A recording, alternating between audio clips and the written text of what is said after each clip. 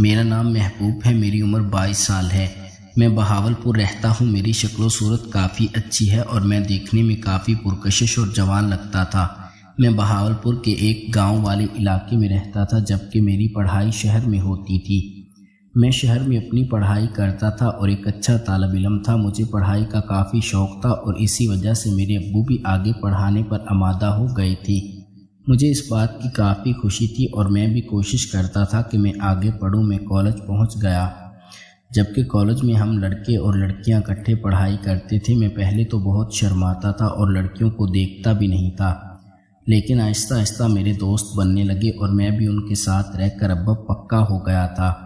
وہ لوگ کافی لڑکیوں سے دوستی کرتے تھے، پر میری کوئی بھی لڑکی دوست نہ تھی سوائے ایک لڑکی کے جو کہ میری پھپھو تھی۔ ان سے میری کافی اچھی دوستی تھی۔ ان کا نام سمیرا ہے، وہ 40 سال کی تھی۔ وہ کافی خوبصورت ہیں۔ ان کی شادی کچھ عرصہ پہلے ہو گئی تھی، لیکن وہ ہمارے گھر آتی رہتی تھی۔ وہ اپنی عمر سے بہت جوان لگتی تھی۔ میں صرف ان کے ساتھ ہی اٹیچ تھا اور ہر بات ان سے شیئر کرتا تھا۔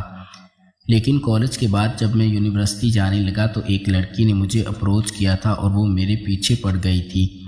اب وہ میرا پیچھا کیا کرتی تھی۔ اس وقت تک مجھے بھی لڑکیوں میں دلچسپی ہو گئی تھی۔ وہ لڑکی مجھے کافی پرکشش لگی تھی۔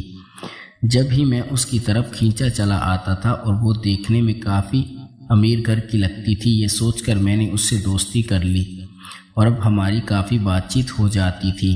ہم لوگ بریک میں ایک دوسرے سے ملتے تھے اور کافی بات چیت کرتے تھے۔ میری پھپھو ایک دفعہ ہمارے گھر آئی تو وہ مجھے ہنستے مسکراتے دیکھنے لگی۔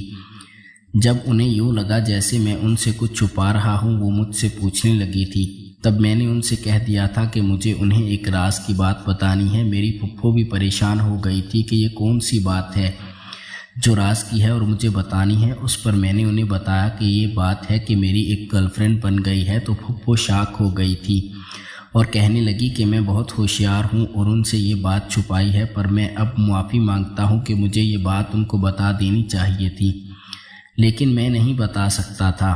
میری پھپھو مجھ سے کہنے لگی کہ وہ لڑکی کیسی ہے اور وہ ان سے بھی زیادہ خوبصورت ہے، پر میں نے پھپھو کو صاف صاف کہہ دیا کہ وہ ان سے بالکل بھی خوبصورت نہیں، بلکہ میں نے اسے گرل فرینڈ ایک وجہ سے بنایا ہے۔ میری پھپھو نے میری بات سنی تو شاک ہو گئی تھی کہ وہ کون سی وجہ ہے۔ اس پر میں نے انہیں کہا کہ جب وہ پکی میری گرل فرینڈ بن جائے گی اور مجھے بھی اندازہ ہو جائے گا کہ مجھے بالکل نہیں چھوڑے گی تو میں ان کو وہ بات بتاؤں گا۔ میں نے یہ کہہ کر پھپھو کو شاک کر دیا تھا۔ میری پھپھو واپس گھر چلی گئی تھی۔ اب میری گرل فرینڈ سے ہر روز رات کو بات چیت ہوتی رہتی تھی۔ میری خواہش تھی کہ میں اپنی گرل فرینڈ سے روز ہی بات کیا کروں تاکہ وہ کسی اور لڑکے کے ساتھ نہ چلی جائے اور میرے ساتھ اس کا بریک اپ نہ ہو جائے۔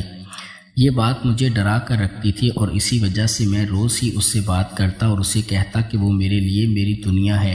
میری سالگرہ آنے والی تھی، اس پر میں نے اسے کہہ دیا کہ میں اس سالگرہ پر اس کے ساتھ ایک اچھا سا وقت گزاروں گا اور ایک ڈنر کروں گا۔ پھر اس نے انکار کر دیا اور میرے خوابوں کو مار دیا تھا، لیکن اگلی بات سن کر ہی میں شاک ہو گیا تھا، کیونکہ اس نے مجھے کہا تھا کہ وہ مجھے ایک بہت بڑا تحفہ دے گی۔ میں یہ بات سن کر بہت خوش ہو گیا تھا اور اپنی سالگرہ کا انتظار کرنے لگا تھا۔ جیسے ہی میری سالگرہ کا دن آیا تو اس نے مجھے ایک چابی دی۔ میں شاک ہو گیا تھا۔ وہ چابی ایک بائک کی تھی، لیکن اگلے ہی دن اس نے میرے سامنے ایک شرط رکھ دی کہ اب میں اس کی بات مانوں گا اور اس کے ساتھ ایک اچھے ہوٹل میں جاؤں گا۔ مجھے کافی حیرانی ہوئی تھی کہ وہ مجھے ہوٹل کیوں لے جانا چاہتی ہیں۔ میں نے اس سے پوچھا تو اس نے بتایا کہ وہ ایک ہوٹل میں میرے ساتھ وہ سب کچھ کرنا چاہتی ہے جس سے ہماری زندگی بدل جائے۔ میں اس کی بات سے کچھ بھی نہیں سمجھا تھا۔ اس نے کہا کہ وہ مجھے صاف لفظوں میں بتائے تو وہ کہنے لگی کہ وہ چاہتی ہے کہ میں اسے اپنا بنا لوں، اس لیے وہ ایک رات ہوٹل میں میرے ساتھ گزارنا چاہتی ہے۔ میں یہ سن کر شاک ہو گیا تھا اور اسے کہنے لگا کہ یہ سب تو شادی کے بعد ہوتا ہے اور مجھے نہیں معلوم کہ میں کیا کروں گا۔ اس پر وہ کہنے لگی کہ مجھے یہ سب جیسے بھی ہو کسی نہ طریقے سے کرنا ہوگا۔ میں پریشان ہو گیا تھا اور سوچنے لگا تھا کہ اگر میں نے یہ سب نہ کیا تو میرے ہاتھ سے یہ لاٹری نکل جائے گی اور کیا پتہ وہ مجھ سے بائک بھی واپس لے لے۔ اسی وجہ سے میں نے فیصلہ کر لیا کہ ایسا کر کے رہوں گا، پر مجھے پریشانی ہونے لگی تھی کہ یہ سب کس طرح کروں گا۔ مجھے کوئی طریقہ بھی نہیں آتا تھا۔ میں نے اس سے 3 دن کا وقت مانگ لیا، اس نے مجھے ٹائم دے دیا تھا۔ میں اب سوچ میں پڑ گیا تھا اور اس بارے میں نیٹ سے دیکھنے لگا تھا۔ لیکن وہ سب کچھ ہی بڑھا چڑھا کر بتاتے تھے۔ میری پھپھو بھی ان دنوں میرے گھر رہنے کے لیے آ گئی تھی۔ اب وہ ہمارے ساتھ ہی رہتی تھی کیونکہ گرمی کی وجہ سے ان کے گھر رہنے والا کوئی حال نہیں تھا۔ وہ ہمارے گھر اے سی کے مزے لیتی تھی۔ مجھے بھی ان کے ساتھ کافی مزہ آتا تھا۔ انہوں نے مجھے نیٹ پر کچھ سرچ کرتے دیکھا تو پوچھنے لگی کہ میں کیا کر رہا ہوں۔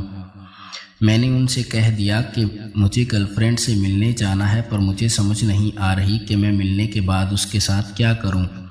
میری پھپھو حیران ہو گئی تھی اور ہنسنے لگی تھی کہ میں اتنا بچہ نہیں ہوں جو مجھے پتہ نہ چل سکے کہ مجھے کیا کرنا چاہیے۔ وہ بھی ایک حد تک صحیح تھی، پر میں نے انہیں سمجھایا کہ مجھے طریقہ آتا ہے، پر میں پریشان ہوں کہ پہلی دفعہ اگر کچھ غلط ہو گیا تو اس نے میرا مذاق اڑانا ہے۔ میری پھپھو کو وہ بات یاد آ گئی جو میں نے ان کو بعد میں بتانے کا کہا تھا۔